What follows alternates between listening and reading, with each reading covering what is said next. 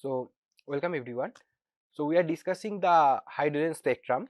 Uh, so, in this class, in first part, we will first again recall what we have studied in the last class, the hydrogen spectrum, in a summarized way. After that, we will go into the last part of this of this chapter. We can say the ionization energy and the ionization potential part, and then we discuss the drawbacks of Bohr postulates. We are in now in the last position of the this Bohr's atomic model. First we have discussed, as we did know that first we discussed the Rutherford atomic model. After that we discussed the Bohr atomic we are discussing, and the hydrogen spectrum actually was justified, or we can say described, by the Bohr's atomic model. So that is the great success of Bohr's atomic model. So you are in that part in last class. So Bohr's atomic model was accepted, or well accepted we can say, rather, due to it was able to give the justification to the hydrogen spectrum. That was very you can say crucial for the for understand the atomic structure. So that's why the Bohr's hypothesis, or we can say Bohr's atomic model, is well renowned model. But there are some also drawback in this model. We will discuss that in the last part. And after Bohr's atomic model, Sommerfeld came, and Sommerfeld gave the Sommerfeld model, but that things are not included in this part, in this chapter. So we will not discuss those part. After completing the Bohr's atomic model, we will go into the X-ray part. We will discuss the X-ray part, and then this chapter will be completed. So let me start with the with revising the last part. So we are discussing hydrogen spectrum.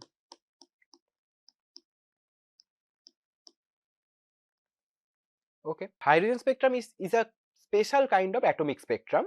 So we know this. What is the atomic spectrum? This part we have already discussed, but still, to make continuation, we are again discussing this part little bit. So atomic spectrum means, let's say if there is a discharge tube, and in very low pressure, if you fill that discharge tube with any gas, that may be hydrogen, that may be neon, that may be argon, any gas, and then if after putting that gas in that discharge tube, if you make electric discharge, that means if you pass electric current through the discharge tube, then lights, we can say heavy amount of lights is bright, that discharge tube actually act as a bright source of light, we can say. That is the quote unquote statement. And that light, that light is analyzed as the atomic spectrum of that particular element. Let's say if you fill the discharge tube with hydrogen gas, then if you make the electric discharge on that discharge tube under very low pressure, few mm of Hg pressure, then one spectrum is coming out from the discharge tube, bright light, and you analyze that spectrum, then that will be called the hydrogen atomic spectrum, or atomic spectrum for the hydrogen atom. That's the same thing. So there are very other discharge tube or discharge lamp we are actually used, just like sodium vapor lamp, neon lamp. These lamp are very common in use. So but the hydrogen atom spectrum was very important, because this was quite unexpected. The result, the spectrum obtained when the hydrogen atom was kept in the discharge tube, not only hydrogen atom, but also for other elements as well, but the hydrogen atom is the most simplest one. That's why we are dealing with the hydrogen atom case. But that hydrogen atom spectrum was not explained by the atomic theory given by the Rutherford gave the atomic theory, you know that, but there are some drawbacks, flaws. But the main problem was that this hydrogen atom spectrum was known before 90s. That means in the last of the 19th century it was very well known, but that was very we can say very suspicious thing, because there are some discreteness in that spectrum that was not explained by the scientists, because the known mechanics, known science was totally amazed with these results. So that's why Bohr atomic model is very important, because the Bohr, we know that we have studied Bohr atomic model. There are some ad hoc postulates. Bohr just considered those postulates. There were no physical justification behind those postulates, but still the results coming out from this Bohr hypothesis, Bohr's model, was able to justify this atomic spectra, hydrogen atom spectra. That's why the Bohr atomic model was accepted, well accepted rather. So that is the main thing. Atomic spectra was the experimental justification of the Bohr's model, you can say, in the reverse way. Okay, so this is the, and we discussed the different type of spectra. Let's say again, this is very important, that's why I am repeating again. What is the spectrum?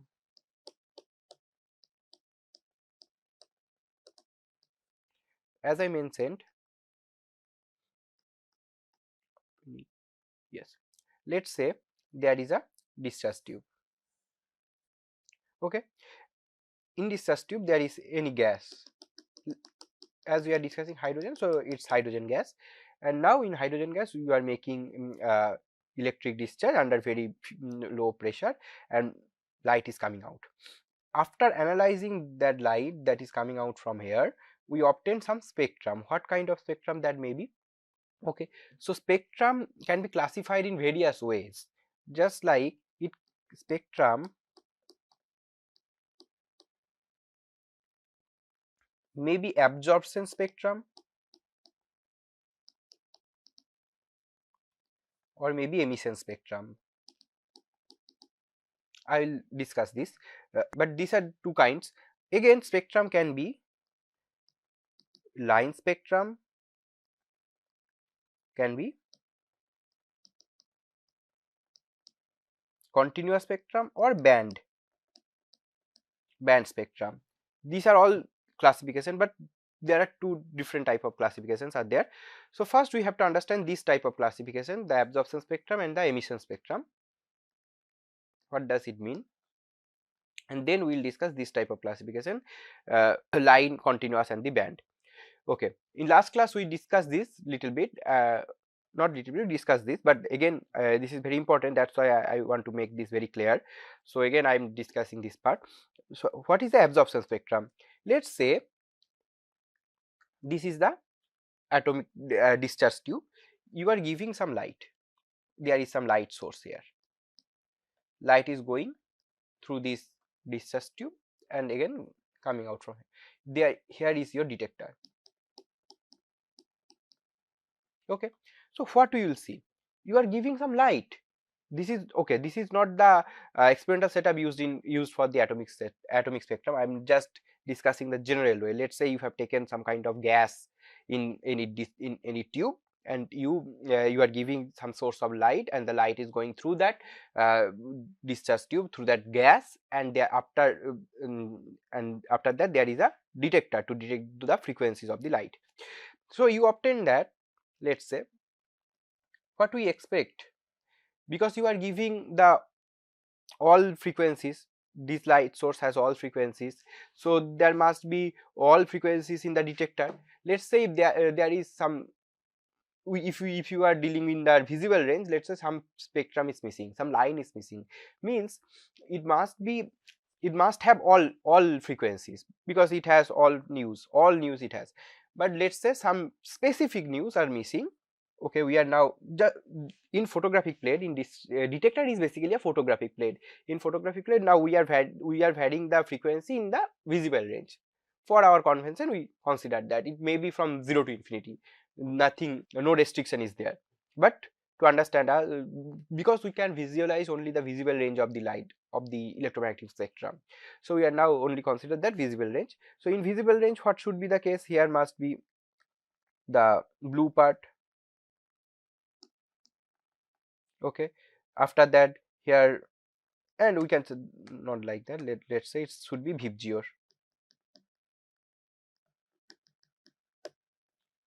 Okay, so it must be like this, we should obtain this. Means if you say here must be violet, then must be indigo, then must be blue, so right, and after that green, not sharp distinguished, I'm just giving the idea. It should look like this. Then orange, where is the orange? Let's say this is the orange, and red. We should obtain this kind of spectrum. Okay, if you look, okay, but let's say in the photographic plate we obtain some missing parts, missing line. Let's say there is a missing line, like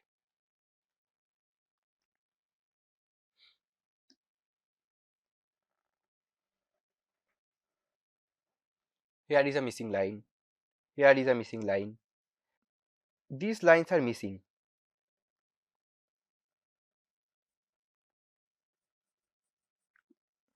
If it is, these lines are missing, means the lines corresponding the frequency, this line, each line corresponds some frequency, so that frequency is actually absorbed by that gas while passing through that gas in the discharge tube.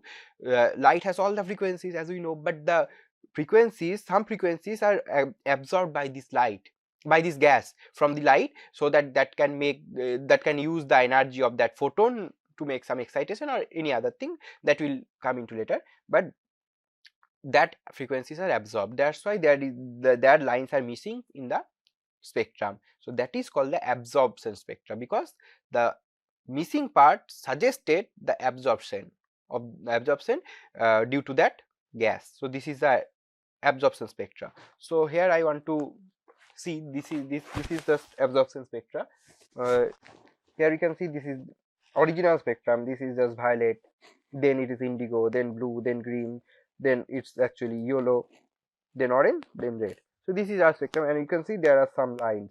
So these frequencies are missing in this atomic spectra, means these frequencies are absorbed by that gas.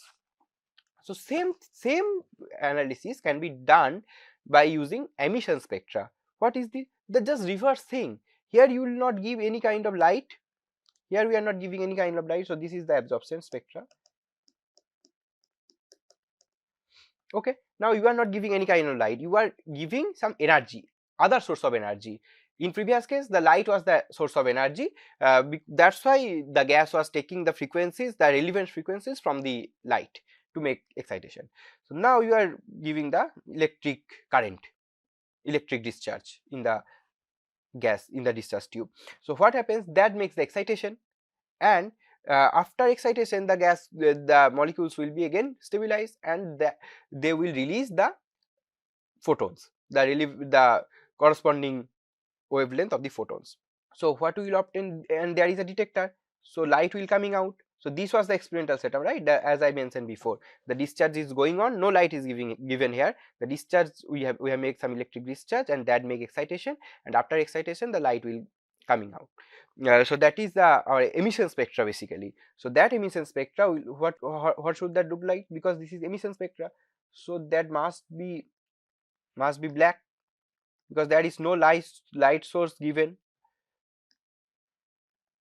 but some frequencies are there because some excitation was occurred, right? So and after that excitation in the molecule, in the atoms, that atoms will be stabilized, and that amount of energy will be released in forms of light having some particular frequency or the wavelength. So that's why the similar kind of lines will be obtained. Here the indigo line will obtain. This is the indigo line. In blue region there is a line. After that, in yellow region there is a line. In orange region there is a line, and then in red region there will be another line. So this exactly the reverse thing, and it should be, because let's say here there are 5 energy gaps in this atom. There are 5 energy gaps. That means 5 transitions are possible. Okay, one transition requires the energy which correspond to the indigo range, one in blue range, one in green range, one in yellow range, and one in not in green range, one in orange, and one in red. So these were the 5 possible transition in that gas. So when you are giving one light, so that light have all the frequencies. We are dealing in the visible region, it has all the frequencies for indigo, blue, orange, yellow, red. So then the atoms will be excited, absorbing the photon from the light, and that's why these photons are missing from this spectrum that detected by the photographic plate. So that's why there are some black spots. Okay, this is the absorption spectra. Now the same thing happened. Now you are not giving light, you have excited by giving electric discharge, so that excitation already occurs. Now that atom will be de-excited, and while excitation, the required amount of energy is the same. When it will de-excited, the same energy will be released in forms of photon. So that's why the same lines, the position of the lines will be same, but now you will have the light, for that particular frequencies, okay, which correspond those energy gaps, those 5 energy gaps. That's why you will obtain the emission spectra. That is the emission spectra. So it is the just reverse things. Okay, so this is absorption spectra, this is emission spectra. I think it's now a bit clear.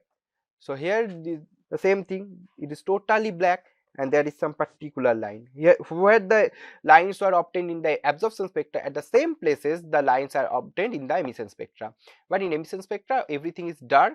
You are having just the line corresponding those frequencies for the transition happening in that de-excitation in that gas, and the same lines were obtained in the atomic spectra, but that lines were missing from the atomic spectrum because those lines was absorbed by that gas from the light. So that is the case. That is the emission spectra, and that is the absorption spectra. So don't be confused by but the essence, the physics is same. That's why the results are also same. But for the both absorption spectra and the emission spectra, there are some kind of classification, that may be line spectra, maybe continuous, maybe band. Here I have shown the line spectrum because the lines are missing, or we are having some lines.